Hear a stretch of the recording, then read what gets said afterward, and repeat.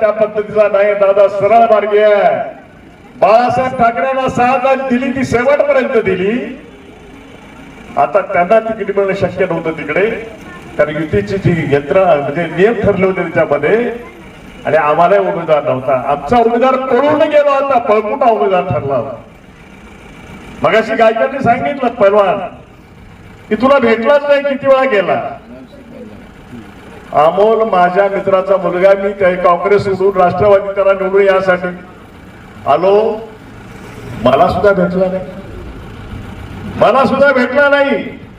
माझं साखर कारखान्याचं काम अजून पडलेलं होतं. त्याला म्हटलं माझ्यावर तू चल, आपण त्या चीफ डायरेक्टर ऑफ शुगरला भेटू. 4 वेळा घेऊन एकदा नाही. मला आवर्जून शरद पवार साहेबाचा या ठिकाणी उल्लेख करावा लागेल. वय झालंय, कुठल्या विचाराचे मला माहित नाही, पण पवार साहेब माझ्या बरोबर आले, माझं काम मार्गी लावलं. शरद पवारांसारखा ज्येष्ठ नेता सर्वसामान्य माणसाच्या मतीत धाव देतो. आणि काल परवाचा ऍक्टर, ड्रमेबाज, नाटकी, राजकारणात तात्पुरता आला होता. त्याचा पिंड नाही, राजकारण हा त्याचा पिंडच नाही. त्याच्याबद्दल मी वाईट बोलणार नाही. माणूस सरळ आहे, पण कामाचा नाही. कामाचा नाही, जो नाही कामाचा तो नाही रामाचा. जो संपर्क करू शकत नाही. किसन मानखेले आयुष्यात किती काम केल्याचं महत्व नाही. किसन मानखेले प्रत्येकाच्या घरी जात होता, आणि म्हणून 15 वर्ष आमदार राहिला, खासदार झाला. संपर्क, जनसंपर्क, सगळ्यांचेच काम होत नाही. काम करू नका, पण एकदा फिरतात. सर्वसामान्यांची अपेक्षा असते. आज त्याने काय सांगितलं, छगन भुजबळ साहेब इथे उभे राहणार होते. आज तू सांगणार कोण? म्हणजे एकनाथराव शिंदे बोलतोय, खोटं बोलतो. ज्या पक्षाचा उमेदवार उभा करायचा त्या पक्षाचा उमेदवार उभा करताना त्या पक्षाचा अध्यक्ष ठरवतो. अजित पवारने म्हटलं पाहिजे होतं. आणि छगन भुजबळ साहेब आमचे नेते आहेत, ते उभे राहिले जर असते तर डॉक्टर कोले, तुमची कोली कुई थांबली असते, तुम्ही पळ काढला तर तुमच्यात हिंमत नव्हती त्यांच्या विरोधात उभे राहायची. पण आमच्या नेत्यांनी ठरवलं, आमच्याकडे होता ना. आम्ही दाढवलं, त्या ठिकाणी पाचारण केलं. खोटं बोलतात, रेटून बोलतात. जर भुजबळ साहेब उभे असते तर डॉक्टर उभे राहिले असते का? कसे राहतील? नेहमी समीकरण जोगायची, लोकांना भावनावश करायचं आणि भावनेचं राजकारण करायचं. भावनेचं राजकारण या तालुक्यात टिकलं नाही.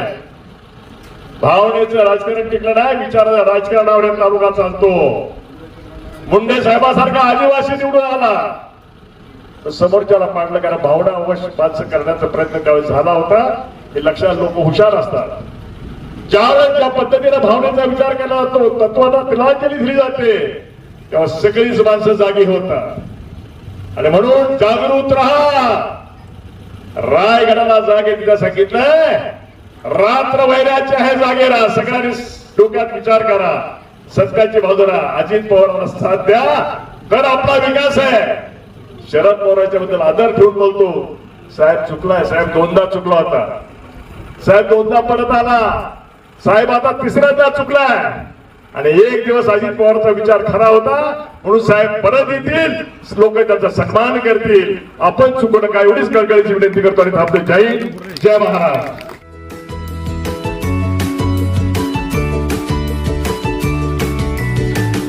बातम्या शेतीच्या, बातम्या मातीच्या, बातम्या अन्यायाच्या, गुन्हेगारीच्या,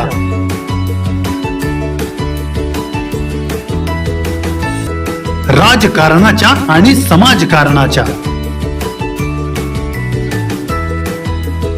शोषणाविरुद्ध बुलंद आवाज, जनसामान्यांच्या हुंकाराची गाज, सत्कार्याला प्रोत्साहन,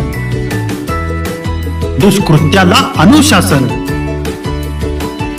निर्भीड, निस्पृह, सडेतोड, बेधडक आणि रोखटोक म्हणजेच विघ्नहर टाइम्स. शोध बातमीचा, ध्यास सत्याचा.